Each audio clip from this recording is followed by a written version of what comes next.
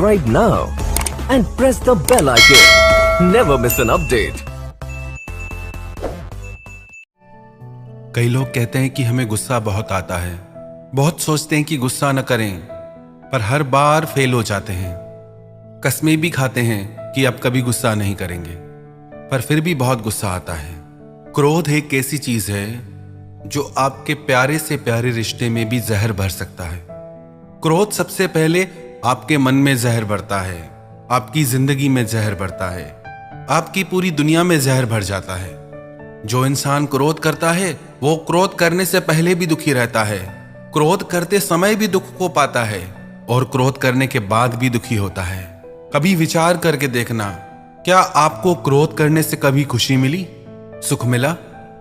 क्या आप किसी इंसान को अलाउ करेंगे अपने ऊपर गुस्सा करना, क्रोध करना, कि हमें जो चाहे बोल दे और जैसे चाहे बोल दे? कोई भी व्यक्ति किसी का भी क्रोध पसंद नहीं कर सकता, तो हमारे क्रोध को कोई क्यों स्वीकार करेगा, क्यों पसंद करेगा? एक व्यक्ति गुरुजी के पास गया और गुरुजी को जाके बोला, गुरुजी मुझे बहुत क्रोध आता है और उस क्रोध की वजह से मेरे घर में सब मुझसे खफा रहते हैं और उस क्रोध की वजह से मुझे भी ग्लानि और पश्चाताप रहता है। मैं लोगों से नजरें नहीं मिला पाता, ऐसे ऐसे शब्द क्रोध में कह जाता हूं कि जिनको बाद में लौटाया नहीं जा सकता। याद रखना आप भी एक बात, जो भी शब्द आप क्रोध में आके कह जाते हैं, हो सकता है कि आपको उनकी माफी मिल जाए, पर लोग उन शब्दों को भूलते नहीं। तो याद रखना, जो भी आप क्रोध में शब्द कहेंगे, उन शब्दों का सामना आपको भी जिंदगी भर करना पड़ेगा। तो उसने गुरुजी से कहा कि मैं परेशान हो गया हूं, बहुत कोशिश करता हूं, पर गुस्से की आदत छूटती ही नहीं।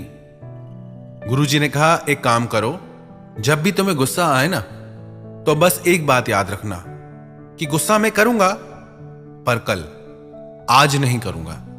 जब भी गुस्सा आए, बस इतना संयम मन में रखना कि गुस्सा मैं करूंगा, पर आज नहीं, कल। उसने बोला, गुरुजी इससे थोड़ी गुस्सा शांत हो जाएगा, दूसरे दिन भी तो गुस्सा करूंगा ना। गुरुजी ने कहा, तुम ये करके तो देखो। वो घर गया, उसे किसी बात पे गुस्सा आया, पर उसे गुरुजी की बात याद आई, गुस्सा तो मैं करूंगा, पर आज नहीं, कल। कल तो दूर की बात है, थोड़ी देर ही बाद ही उसका गुस्सा शांत हो गया। याद रखना एक बात, गुस्सा एक धुएं की तरह है, एक बादल की तरह है, जो थोड़ी देर रह के फिर आगे चला जाता है। बस वो थोड़ी देर हमको संयम साधना है, बस वो थोड़ी देर हमको कंट्रोल करना है। हम बर्दाश्त नहीं कर पाते चीजों को। कई लोग कहते हैं कि हम गुस्सा करते नहीं, लोग हमें गुस्सा दिला देते हैं। तुम कोई टीवी हो क्या जो किसी ने रिमोट कंट्रोल में जैसा चैनल चलाया और तुमने प्रोग्राम देना शुरू कर दिया? लोग आजकल इतने हल्के क्यों हो गए हैं? कितना आसान हो गया है आजकल किसी को भी गुस्सा दिलाना और किसी को भी खुश करना इतना मुश्किल क्यों हो गया है? क्योंकि हमारी एक गंदी आदत है, हम हर बुरी बात का ब्लेम दूसरों पे डाल देते हैं कि उसकी वजह से, अगर वो नहीं होगा तो कोई और होगा। या तो ऐसा हो कि आपके लिए पूरी दुनिया ही बदल जाए, दुनिया का एक एक इंसान बदल जाए ताकि आपको गुस्सा नहीं आए, दुनिया की हर चीज बदल जाए, हर नियम बदल जाए, क्योंकि आपको गुस्सा नहीं आए। आपको फिर भी गुस्सा आएगा क्योंकि वो आपके भीतर है। बाहर के लोग तो निमित्त बनते हैं उस गुस्से को बाहर निकालने के लिए, वो तो आपने भर ही रखा है अपने भीतर। बस जरूरत है खुद को पहचानने की, जानने की। जैसे उस व्यक्ति को गुरुजी ने कहा कि गुस्सा कल करना, बस थोड़ी देर का संयम और गुस्सा गायब। कई लोग कहते हैं कि गुस्से को कंट्रोल नहीं किया जा सकता। गुस्सा कोई रोकने वाली चीज थोड़ी है, जब आता है तो आ जाता है, फिर नहीं दिखाई देता कौन छोटा कौन बड़ा, आपको सब दिखाई देता है। आप उसी पे ही गुस्सा करते हो जो आपसे कमजोर हो, जो आपसे छोटा हो। अपने बॉस के ऊपर गुस्सा करके दिखाओ, किसी पहलवान के ऊपर गुस्सा करके दिखाओ, जो आपसे शक्ति में ज्यादा हो, बल में ज्यादा हो, उस पे गुस्सा करो। गुस्सा हम कमजोर पे ही करते हैं। जो व्यक्ति हमसे बल में बड़ा है, पद में बड़ा है, शक्ति में बड़ा है, वो चाहे कैसा भी गलत चले हमारे साथ, वहां गुस्सा नहीं आता हमें, क्योंकि पता है कि यहां हमें नुकसान हो जाएगा। इसका मतलब गुस्सा भी हम चॉइस से करते हैं कि किस पे करना है, किस पे नहीं करना है। तो याद रखें एक बात कि गुस्सा आपकी चॉइस है। आप चाहें तो गुस्सा करें और आप चाहें तो उस गुस्से को रोक सकते हैं। पर जो हमसे शक्ति में बड़ा है उसके सामने हम गुस्सा कर नहीं पाते, और जो हमसे कमजोर है उससे अपनी शक्ति दिखाते हैं। कुछ बातें तो हमने ऐसी भी सुनी है कि गुस्से में आके कई लोग हिंसा भी करते हैं।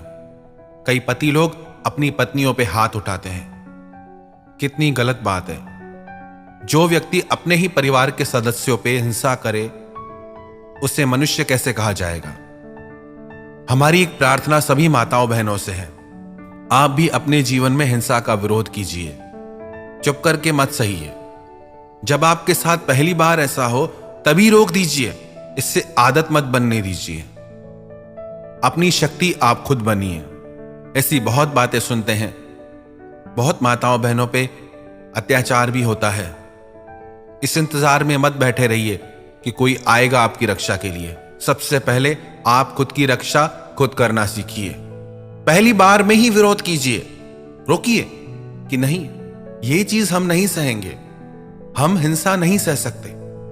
कुछ कुछ तो ऐसे भी किस्से सुने हैं, इतना दर्द है उनमें जिन्हें बयां भी नहीं किया जा सकता।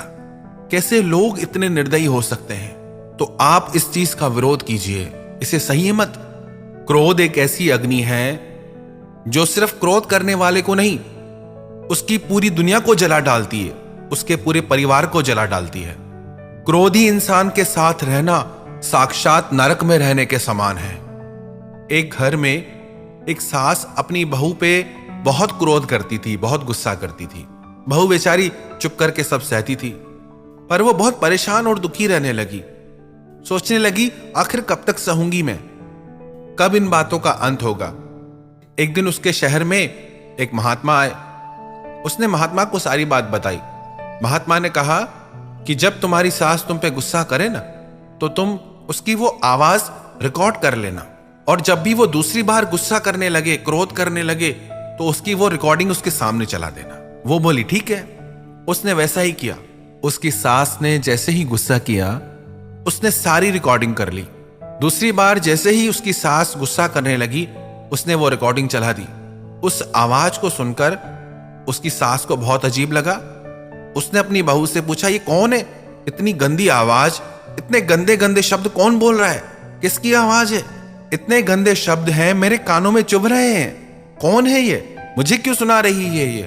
उसकी बहू ने बोला कि ये आपकी आवाज है और ये सारे शब्द भी आपके हैं। जब उसकी सास ने वो पूरी रिकॉर्डिंग सुनी, उससे बड़ा अफसोस हुआ कि इतनी गंदी आवाज, इतने बुरे शब्द मेरे मुंह से निकलते हैं। उस दिन उसे अपनी गलती का एहसास हुआ।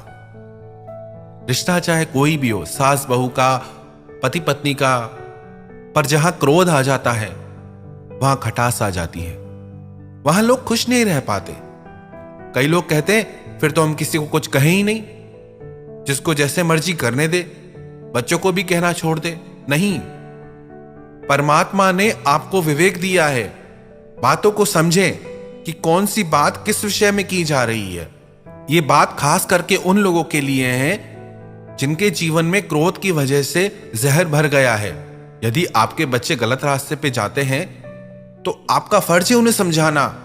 किसी की भलाई के लिए थोड़ा ऊपर से गुस्सा दिखाने में कोई बुराई नहीं है। गुस्सा और क्रोध ये दोनों अलग चीजें हैं। आपने गुस्सा किया, उस टाइम बात बोली, वहीं बात पूरी हो गई। क्रोध एक ऐसी अग्नि है, आप पहले भी जलते हैं, क्रोध करते टाइम भी चलते हैं और बाद में भी जलते रहते हैं। वही बातें आपके मन में चलती रहती हैं, तो उन बातों को सुधारना है। यदि आपको अपने लिए, अपने परिवार की भलाई के लिए कभी थोड़ा बहुत गुस्सा करना पड़ा, बोलना पड़ा, तो कोई बात नहीं, बात बोल दी, बात खत्म।